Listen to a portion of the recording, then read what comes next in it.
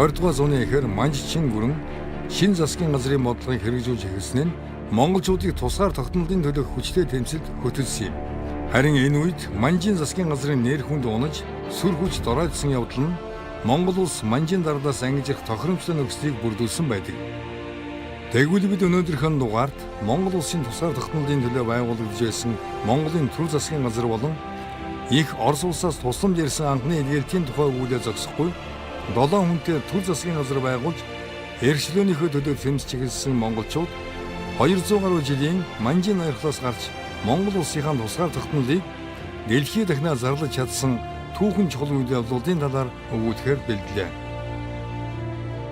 Бид энэ хүн нэвтрүүлгээ Мон Судар хэвлэлийн газраас эргэлтэн гаргасан монголчууд 20 дугаар зууны эхэнд номноос бэлтгэн хүргэж байна. Нэвтрүүлгийн хамтрагч Мон Судар хэвлэлийн газар.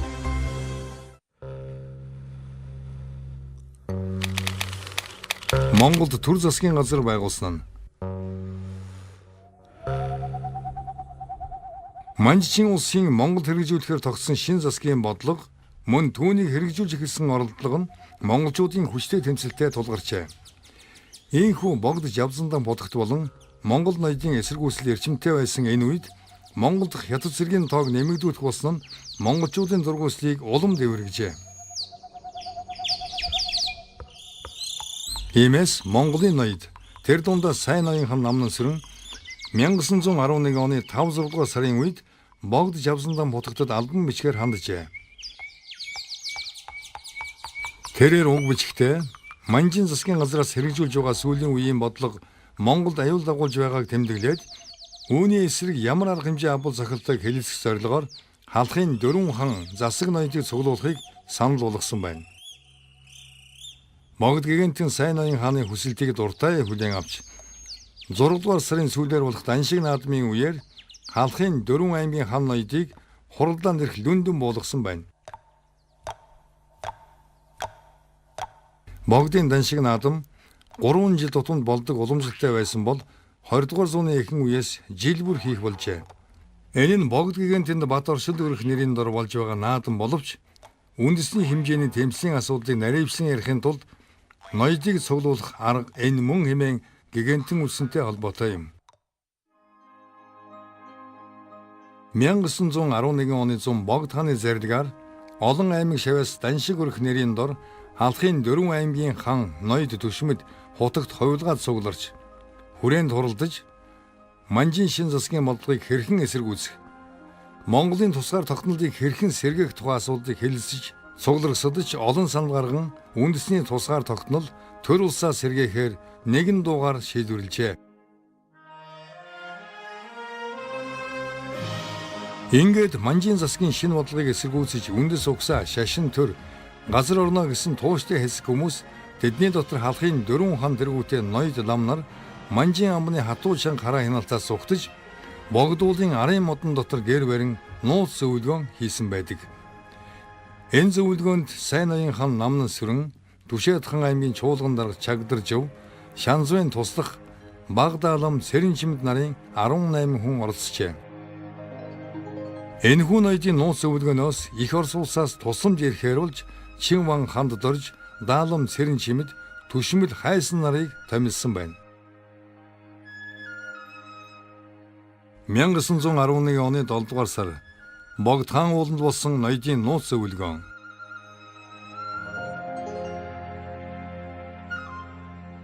Даалам Цэрэн чимд Орос улсаас тусламж ирэхээр явахдаа богдод мөрөхөр нууцаар очжээ.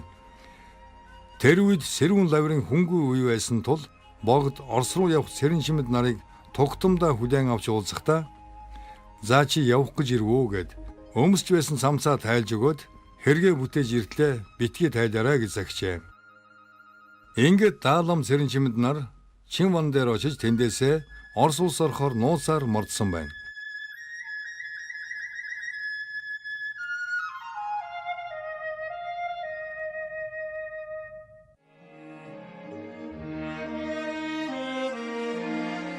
(1911 оны 100 богдод Даншиг өрөх үеэр хүрээнд болсон хурал мөн богд ууланд хийсэн ноёдын нууц зөвлөгөөнөөс хойш Монгол өрнөж байсан улс төрийн үйл явдлуудыг дүгнэн үзвэл энэ үеэс л төр засгийн газар үнэн хэрэг дээр байгуулагдсан байлаа.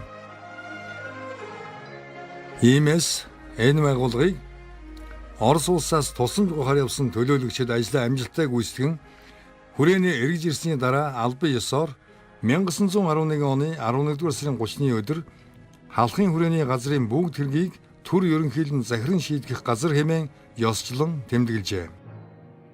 Монголын төр засгийн газар 7 хүний бүрэлдэхүүнтэй байгуулагдаж, дараагаар нь богд гэгэний зардаг ёсоор түшээгүн чагдаржуу томилогдсон байна. Анхны төр засгийн газрын гишүүд Жун Ван Гомбсрон, Чин Ван Ханддорж, Хэбэвэс Гомбсрон, Ван Цэрэн Содном, Гүн Намсрай, Даалам Цэрэнчимд нар байжээ.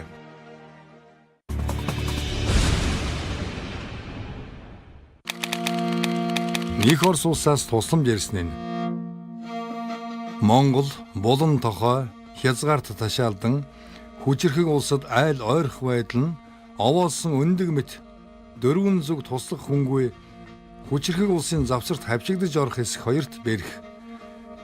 Хэрв өөртөө эс тогтногоос гөрөөчөнд олзогдохоос хэлтэрхүүе бэрх хэмээн богдож явсан дам хаантан нэгэнтээ айлджээ.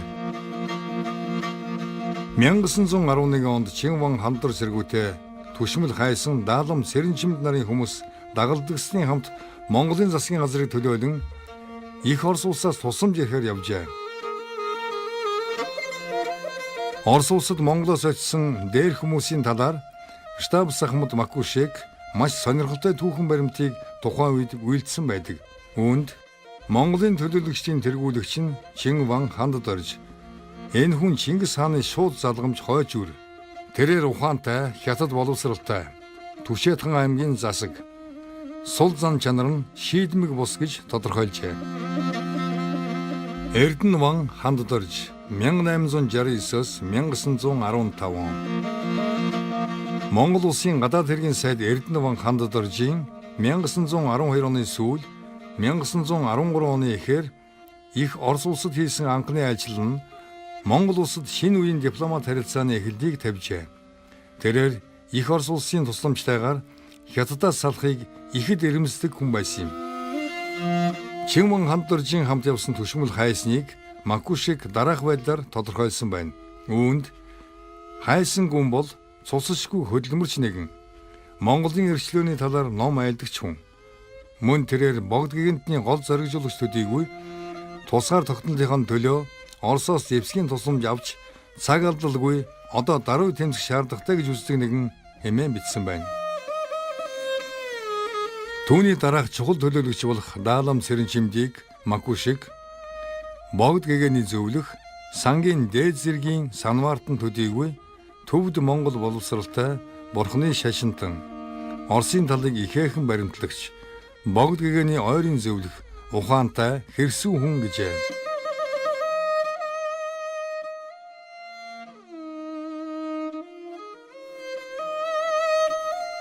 Макушек ингэж тодорхойлж байсан бол түүний талаар тухайн үед Оросын Новое время сонин ийхүү бичиж байсан байна. Үүнд Цэрэнчимэд бол туслах бичээчээс Шанзуй яамны үүдний бичээч улмаар Дааламын бичээчд дэвшин ажиллаж байгаад Даалам болсон. Монгол улсын дотоод яамны анхны сайд. Энэ хүн бол төмөр мэт хатуу зоригтой, ухвар сайн хүн боловч Оросын талыг барихаас улс үндэсээ бодогч хүн гэсэн байна. Оросын Новое время сонноос. Үнэхээр тэрээр богдын итгэл зөвлөх байжээ. Учир нь Даалам Цэрэнчимдийг нас орсон тухай мэдээг богдхан сонсоод одоо би санснаа хэнтэйгээ зөвлөж санаагүйгээ хэнээсээ асуух хүлээ хэмээн нулимс туслуулж байсан гэдэг. Ахмад Макушек Монгол улсын төлөөлөгч эдгээр гишүүдийн талаар тус бүрдэн хувийн тодорхойлтыг өгөө зогсохгүй тэдний дагалдагчдын тухайч мөн бичиж тэмдэглэсэн байдгийг. Үүнд нэгдүгээрт Хандвангийн баруун гар Гомбсрон бол хурандаа солтой хүн. Монгол боловсралтай, байгалаас заяасан ухаантай. Оросын талыг баригч. Монголын сэргэн мандалтад ухамсартай ханддаг, Хандвангийн хушуунд сумын 900 морьтон цэргийг удирддаг нэгэн гэсэн бол 1911 оны 8 дугаар сарын 3-ны өдөр Монголын төлөөлөгчид Оросын гадаад хэргийн яамны хэрэглэх газрын даргаыг түр орлож байгаа Нератовтой уулзсан Монголын нөхцөл байдлын талаар маш тодорхой ярьж, зорж ирсэн хүсэлтээ уламжлаад төлөөлөгчдийн тэргүүлэгч Чин Ван хандад орж нутаг орноос авчирсан бэлэг сэлт загтал зэргийг гардуулан өгсөн тухай тэмдэглэн үлдээжээ. Монголын төлөөлөгчдийн бүрэлдэхүүнээс үзвэл төлөөлөгчид бүгд боловсралтайгаас гадна тэд Оросын талыг баримталдаг Монголын тусгаар тогтнолын төлөв тэмцлийг тууштай дэмжигчд байжээ.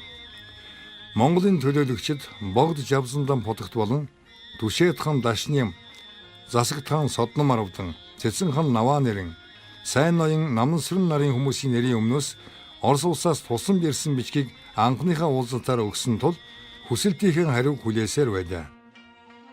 Тэгвэл хүсэлтийн хариуд Оросын засгийн газраас Монголын төлөөлөгчдөд дараах хариуг өгчээ.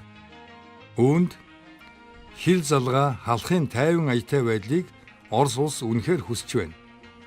Иймээс түүний өөртөө бие даан орших, дотоод байдлаа хангах, Монголын засаг захиргаа сэргийн салбарт хятадуудыг нэвтэрч оруулахгүй байхад нь бид дэмжлэг үзүүлнэ хэмээн мэдэгдэжээ.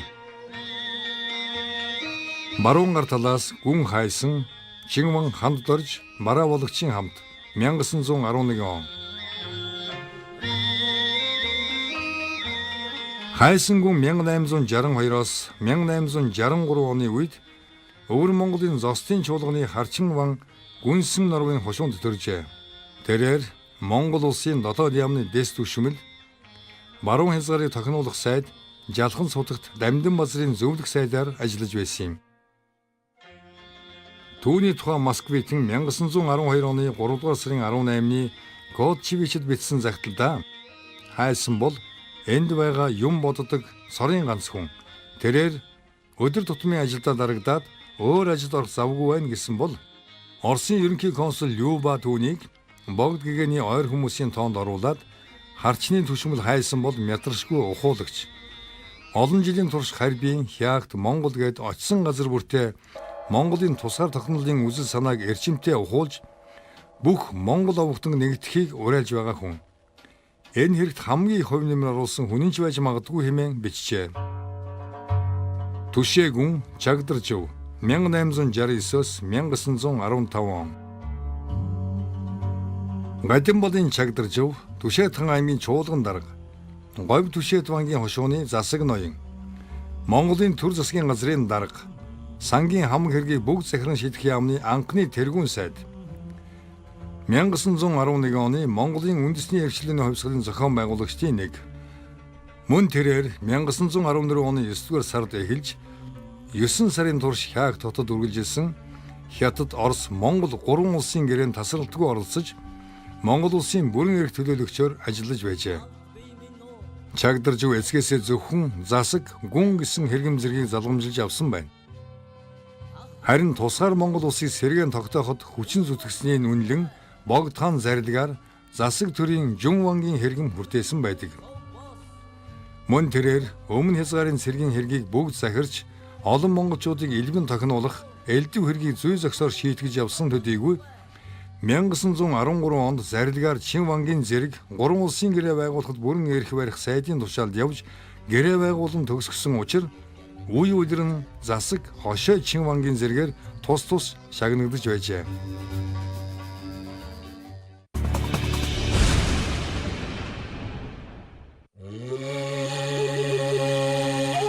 Төр засгийн газраас Монголын тусгаар тогтнолыг тунхаглан зарласан нь. Төр засгийн газрын даруй гүйцэтгэх нэг чухал зорилго бол Монголын тусгаар тогтнолыг сэргээн тунхаглан зарлах явдал байлаа. Энэ үед хүрээнд сууж байсан Манжин амбан сайд Сандоо хандван нарыг баривчлах үүрэг өгч, баривчилсан хүнд шан харамж амлан улмаар богдын ордныг сэргээр бүслүүлж, тийш нь Оросын консулаас хүн оруулахгүй байх үүрэг өгчээ. Мөн түгээр зогсохгүй Монгол ноёдыг Оросын консулынхантай уулзахыг хориглосон байна. Эдгээр үйл явдлууд нь монголчуудыг тэмцэхэд хүргэжээ. Ингээд Монголын төр засгийн газраас Сандоо амбаныг Монголын нутгаас хөөсөн бичгийг 1911 оны 12 дугаар сарын 1-нд түүнд өгсөн байна. Уг бичгийг авсан даруйда Сандоо амбан дагалдах манж хятад түшмэлүүдээ авч Орос улсын консулын яамд хамгаалал ирж очжээ. Мөн өдөр хүрээний хэргийг төр ерөнхийлөн шийдэх газраас Амбан сайдын яамыг устгаж гэр хашаа сав хэрэглэлийг дансалж хураан авсан байна.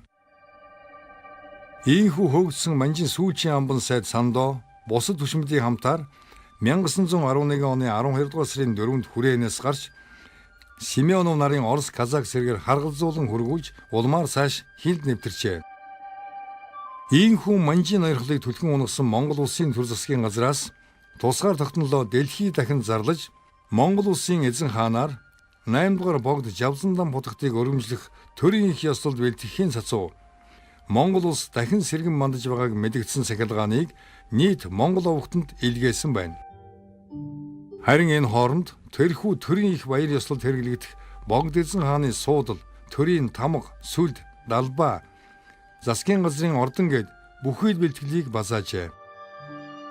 Мөн түүнчлэн манжийн олон жилийн дэглэм эцэс болж монголчууд тусгаар тогтнож байгаагаа илэрхийлсэн сүлд соён бүсгтээ далбааг мандуулжээ.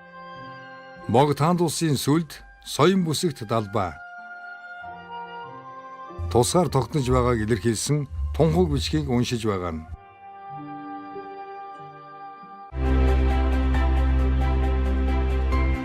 Нэвтрүүлгийн хамтрагч Монсодөр хэвлэлийн газар.